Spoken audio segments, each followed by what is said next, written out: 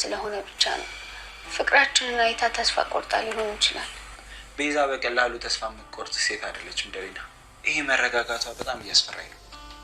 ምናልባት ያሳለፍነውን ውጥረት አስባ ተለውጣም ይሆናል።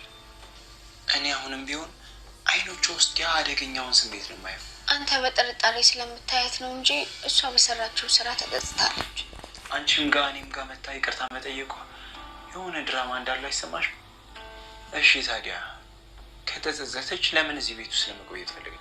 አይደለም ከልቧ ነው የተጸጸተችው። ህሊናዋ ወቅሷት ነው የሚሆነው። ለእሷ ሰበብ ነው ደሊና። እኔ ግን የሚሰማኝ እዚህ ቤት ውስጥ በቅርብ ርቀት ሆና የሆነ ተንኮል ለመስራት ያሰበች ይመስለኛል። የምትሄድበት ቦታ ስለሌላት ጥፋቷን አምና ተቀብላ ጥሩ ሰው ለመሆን እየሞከረች ሊሆን ይችላል። ካሌብ አላስፈላጊ የሆነ ፍርሃት ውስጥ አትግባ፣ ሰላማችን እንዳይበላሽ። ሰላማችን የሚጠበቀው እኛ ንቁ ስንሆንና ሳንሸወድ ስንቀ ካሌብ እንግዲህ ቤዛ የሆነ ነገር አዘጋጅታ ይቅርታ እንደጠየቀችው በጣም ገብቶታል ማለት ነው። ይቅርታ የምትጠይቀው ከኋላ የሆነ በጣም አደገኛ ነገር አዘጋጅታ ነው ይቅርታ የምትጠይቀው። አለበለዛ ግን ቤዛ ማንንም ይቅርታ መጠየቅ አትወድም። ስለዚህ እሷ የሆነ አዲስ ሴራ አዘጋጅታ ነው እኛን ይቅርታ ለመጠየቅ የወሰነችው።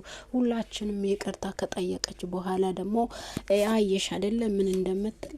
እንግዲህ ምንም ነገር ቢሆን እኛ መጠንቀቅ አለብን። ይቅርታ ጠየቀች ብለን ቤዛ መልካም ሰው ናት ብለን ደግሞ እሷን አምነን ቁጭ ማለት አንችልም ይላል ደግሞ ካሌብ።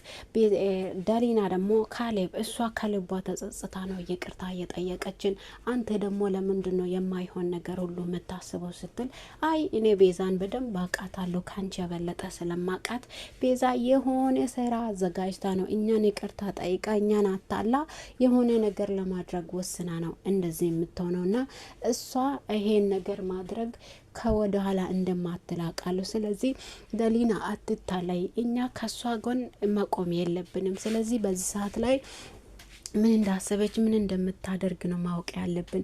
ስለዚህ ተጠንቀቂ ይላታል ማለት ነው ካሌብ። ደሊና ደግሞ አይ እሷ በእውነተኛው ተጸጽቷት ነው ይቅርታ እየጠየቀችው ካሌብ ትለዋለች ለደሊና። እንግዲህ የካሌብ እናት ወይዘሮ ጽጌረዳ ደግሞ መድኃኒት ስትወስድ በጣም እየተሰማት ያን ነገር ስለሆነ እንግዲህ ቤዛ እየተቀየረችው የእናቱን መድኃኒት ስለተቀየረ እሷ ምንም ነገር አታደርግም። ይቅርታ ጠይቃ እንዴት ይሄን ነገር ማድረግ ትችላለች ብሏት እንዲያምኗት ብቻ ነው ይሄን ነገር እያደረገችው ያለችውና ስለዚህ ቤዛ በፍጹም ልትለወጥ አትችልም። የሆነ ተንኮል አስባ ነው እንደዚህ እያደረገች ያለችው ብሎ ካሌብ ለደሊና ይናገራል። ደሊና ደግሞ አይ እሷ እኮ በእውነት ልቧ ነው እኛን ይቅርታ የጠየቀችው። ካሌብ አንተ ለምንድን ነው ሁሉንም ነገር የምትጠራጠረው ብላ እንግዲህ ደሊና ብትልም አይ አንቺ እስካሁን ድረስ ቤዛን አላወቅሻትም ማለት ነው። እሷ የሆነ ተንኮል አስባ ነው ሰውን መታ ይቅርታ ጠይቃ ከኋላ የምትሰራውን ስራ እኔ አውቃለሁ። የእሷ ስራ እኔ ብቻ ነው የማውቀው፣ ማንም አያውቅም ትላታለች ይላታል። እንግዲህ እስቲ ለማንኛውም እኛ መጠንቀቅ አለብን ብሎ ካሌብ ለደሊና ይናገራታል። ደሊና ደግሞ አይ ለምንድን ነው ሁሉ ጊዜ የምትጠራጠረው? እሷ እኮ ሁሉንም ነገር እስከ ዛሬ ድረስ የሰራችው ሴራ በጣም ጸጽቷት ከልቧ ነው ይቅርታ የጠየቀችው። በአይኖቿ ላይ ያለው ፍርሃትና በአይኖቿ ላይ ያለ እውነተኛ የይቅርታ ጥየቃ እኮ እውነት ነው የሚመስለው። አዎ ቤዛ እንደዛ ናት። አንድ ነገር ለማድረግ ከወሰነች ለዛ ሰው በጣም ምስኪን ሆና ነው የምትቀርበው ብሎ እንግዲህ ካሌብ ደግሞ ለደሊና ይናገራል። ደሊና ደግሞ ካሌብ ደግሞ በጣም ውስጡ ፈርቷል። ምን ለማድረግ አስባ እንደሆነ ብሎ እንግዲህ ልቤ አላረፈም፣ ምንም ነገር ልቤ አላረፈም። ስለዚህ ያው መድኃኒቱን እየቀየረች ክላስ ገብታ ወይዘሪት ጽጌረዳ አይታለች ማለት ነው። እንግዲህ ወይዘሪት አርማስ ከሷቸው ካሌብን እንዴት አርጎ እንደቀማች እንዴት አርጋ እንደወሰደች የድሮ ታሪኩን በጣም ተናግራለች ማለት ነው ለካሌብ። ካሌብ እንግዲህ እስከ ዛሬ ድረስ የት ነበራችሁ? እስከ ዛሬ ድረስ የት ጥለሽኝ ነበር? እስከ ዛሬ ድረስ ለምንድን ነው እኔን ለማግኘት ያልሞከርሽው ብሎ ካሌብ ስላት፣ እኔ በጣም ብዙ አመታቶችን ፈልጋለሁ፣ ግን እቺ አልማዝ አታላኝ የት እንደይዛ እንደገባች አድራሻዬ ስለጠፋኝ ብቻ ነው እንደዚህ የተውኩክ ብላ እንግዲህ ትናገራለች። እሷን በፍራቻ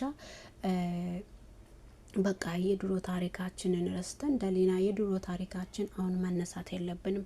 ስለዚህ የዛሬውን ብቻ መኖር ነው ያለብን። ስለዚህ እናቴ አንቺም አትጨነቂ፣ የዛሬውን ህይወት ለመኖር እንሞክር ትላታለች። እነሱም በቃ ደስታችንን መጣጣም አለብን፣ አንድ ቤተሰብ ስለሆንን በጣም ደስ ብሎናል ብሎ እንግዲህ በደስታ እየኖሩ መድኃኒቱን ትቀይራለች ቤዛ።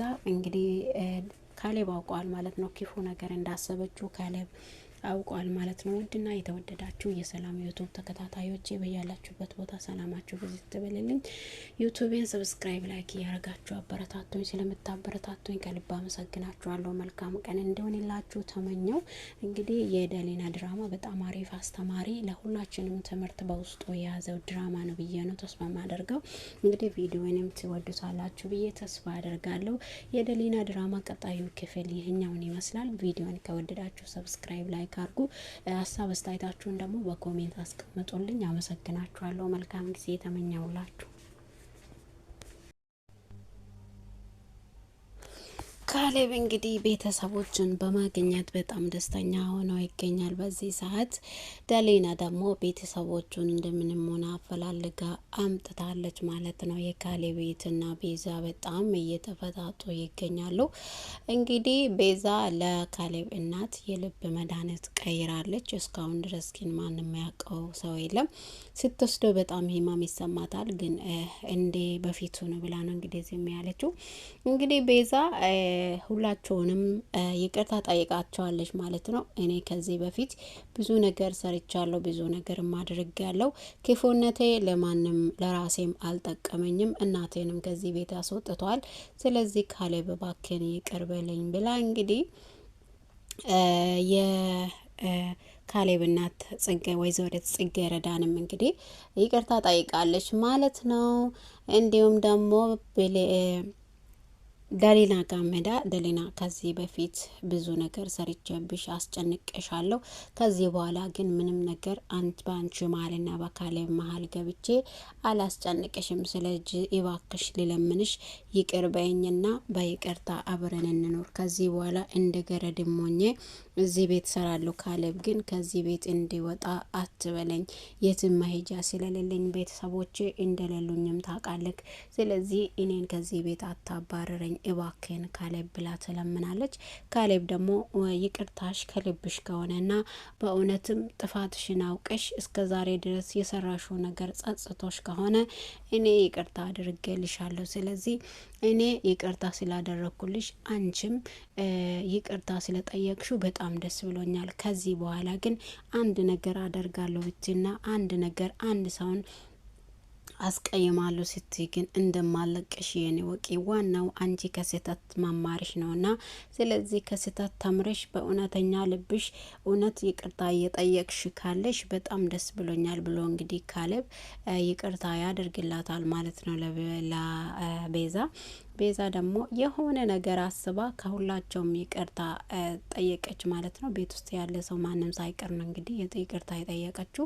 ብዙ ነገር ሰርቻለሁ፣ ብዙ ነገር አድርጌያለሁ፣ ምንም አልጠቀመኝም፣ ስለዚህ ይቅር በለኝ ብላ እንግዲህ ካሌብን መጀመሪያ ላይ ይቅርታ ጠይቃለች ማለት ነው። ቤዛ እንግዲህ ካሌብም ያው አልጨከንም። አንቺ በእውነት ከስህተት ተምረሽ ከሆነ ከስህተትሽ ተምረሽ በእውነት ልብሽ ይቅርታ እየጠየቅሽ ካለ እኔ ይቅር ብዬሻለሁ፣ ምንም ነገር ከይቅርታ አይበልጥም ብሎ እንግዲህ ይቅርታ ይላታል ማለት ነው ካሌብ።